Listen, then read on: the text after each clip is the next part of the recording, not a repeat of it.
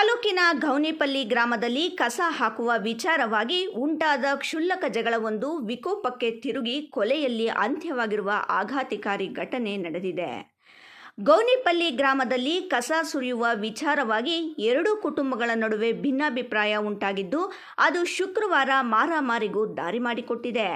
ಈ ವೇಳೆ ನಡೆದ ಹಲ್ಲೆಯಲ್ಲಿ ಶಾಜ್ ಖಾನ್ ಎಂಬುವವರು ಸ್ಥಳದಲ್ಲೇ ತೀವ್ರವಾಗಿ ಗಾಯಗೊಂಡಿದ್ದು, ಆಸ್ಪತ್ರೆಗೆ ಸಾಗಿಸುವ ಮಾರ್ಗ ಮಧ್ಯೆಯೇ ಮೃತಪಟ್ಟಿದ್ದಾರೆ. ಘಟನೆಯಲ್ಲಿ ಗಾಯಗೊಂಡಿರುವ ಶಾಜ್ ಖಾನ್ ಅವರ ಮಗ ಶಹಾಬುದ್ದೀನ್ ಅವರನ್ನು ಹೆಚ್ಚಿನ ಚಿಕಿತ್ಸೆಗಾಗಿ ಕೋಲಾರ ಜಿಲ್ಲಾಸ್ಪತ್ರೆಗೆ ದಾಖಲಿಸಲಾಗಿದೆ.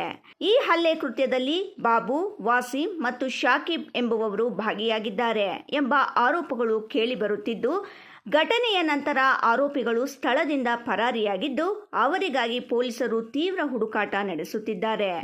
ವಿಷಯ ತಿಳಿದ ತಕ್ಷಣ ಕೋಲಾರ ಜಿಲ್ಲಾ ರಕ್ಷಣಾಧಿಕಾರಿ ಕನ್ನಿಕಾ ಸಿಕ್ರಿವಾಲ್, ಡಿವೈಎಸ್ಪಿ ರಾಜೇಶ್ ಹಾಗೂ Gownipalli inspector Shivakumar, sub inspector Srinivas Gowda, Rayalpadu sub inspector Ramu ಸ್ಥಳಕ್ಕೆ ಭೇಟಿ ನೀಡಿ ಪರಿಶೀಲನೆ ನಡೆಸಿದರು. ಘಟನಾ ಸ್ಥಳದಲ್ಲಿ ಗೌನಿಪಲ್ಲಿ ಠಾಣೆಯ ಪೊಲೀಸರು ಮೊಕ್ಕಾಂ ಹೂಡಿದ್ದು, ಪರಿಸ್ಥಿತಿಯನ್ನು ನಿಯಂತ್ರಣಕ್ಕೆ ತಂದಿದ್ದಾರೆ. ಈ ಸಂಬಂಧ ಗೌನಿಪಲ್ಲಿ ಪೊಲೀಸ್ ಠಾಣೆಯಲ್ಲಿ ಪ್ರಕರಣ ದಾಖಲಾಗಿದೆ.